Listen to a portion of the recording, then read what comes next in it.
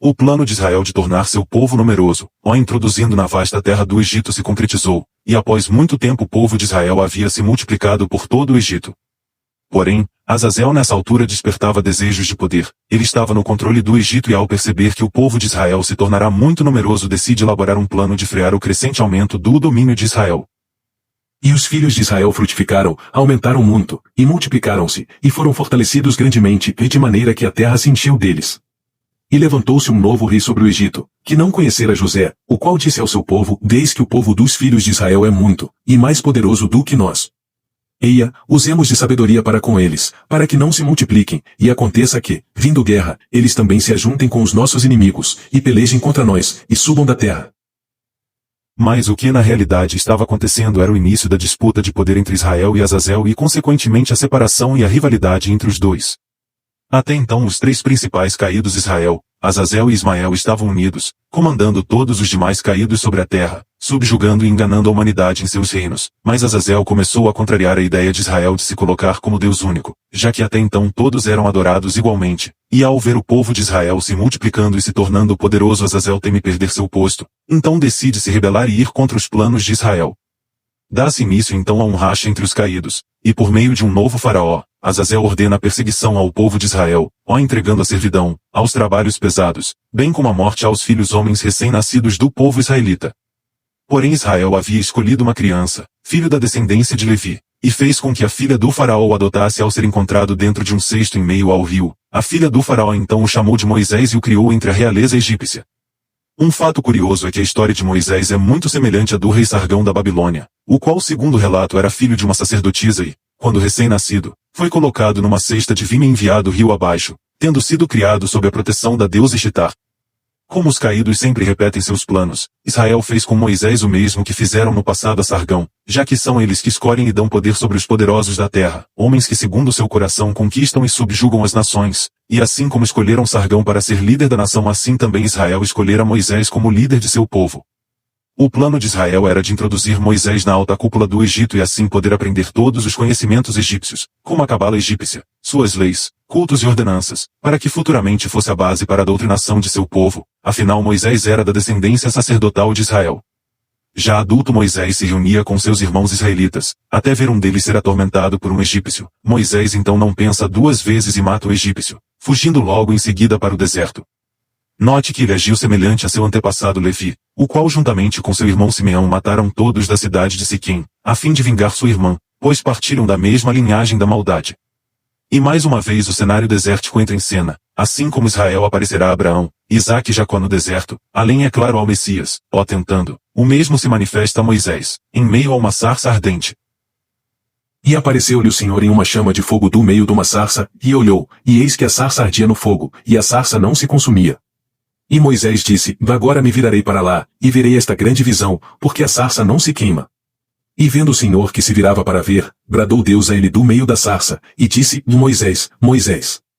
Respondeu ele: Eis-me aqui. E disse: E não te chegues para cá, ou tira os sapatos de teus pés, porque o lugar em que tu estás é terra santa. Disse mais: Eu sou o Deus de teu pai, o Deus de Abraão, o Deus de Isaque, e o Deus de Jacó.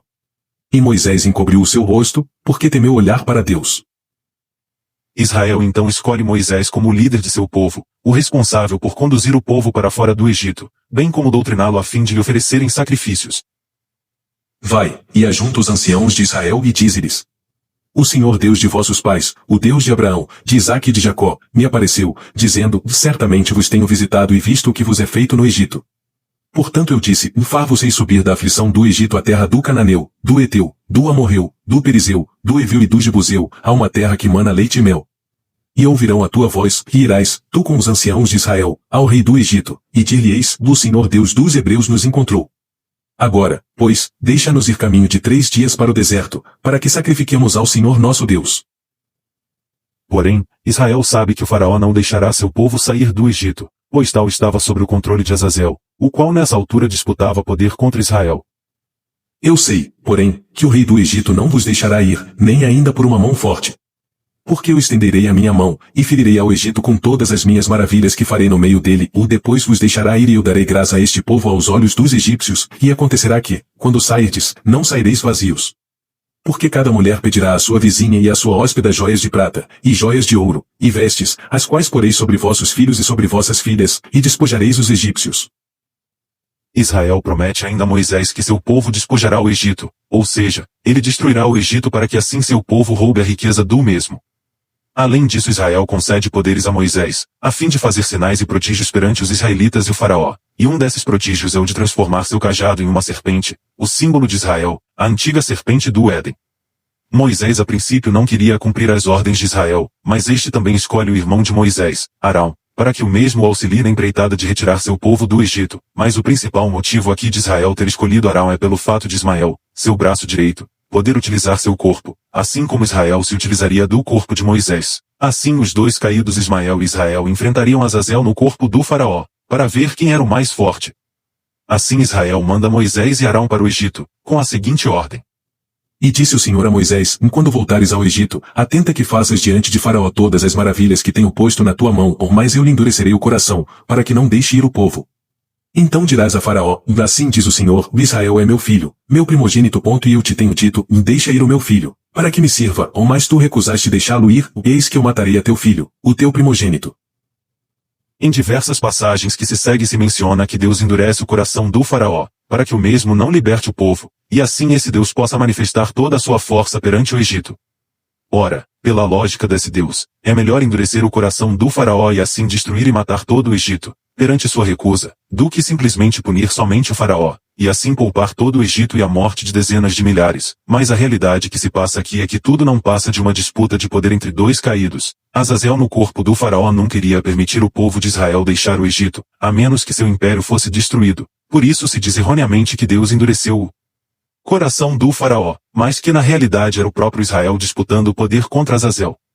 Outro fato revelador se refere a esse Deus chamando os israelitas de meu filho primogênito, enquanto o filho primogênito do pai é o Messias, o princípio da criação. Para Satanás Israel é seu filho primogênito, já que foi sua primeira criação, seu povo único, preparado desde Abraão até se tornar sua tão almejada nação, a qual levaria seu nome, já que Israel é totalmente ególatra. Veja que Israel ameaça Azazel, que se caso não libertasse seu povo mataria seu filho, teu primogênito, se referindo ao Egito, o qual foi o primeiro império de Azazel. Tanto Moisés e sua mulher Séfora e seus 2 filhos partem para o Egito, porém, no meio da viagem durante a noite Israel aparece a Moisés e tenta matá-lo, o que só não foi concretizado porque sua mulher tomou seu filho e o circuncidou, pois o mesmo não era até então. Sua mulher o chama de homem sanguinário, não em relação à circuncisão, mas pelo fato de Moisés atrair a morte, inclusive a sua família, e de fato Moisés viria a se tornar um dos maiores assassinos e sanguinários da face da terra.